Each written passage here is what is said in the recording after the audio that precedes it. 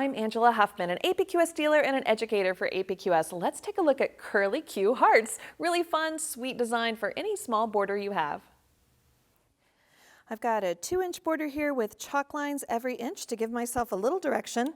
I'm going to go up to the top and I'm going to put a curl in one way and a curl on the other side of that center divider line, and then I'm going to kick out.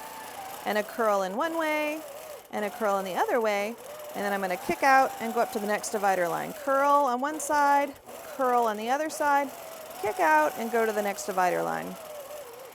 And this will give me my Curlicue Hearts.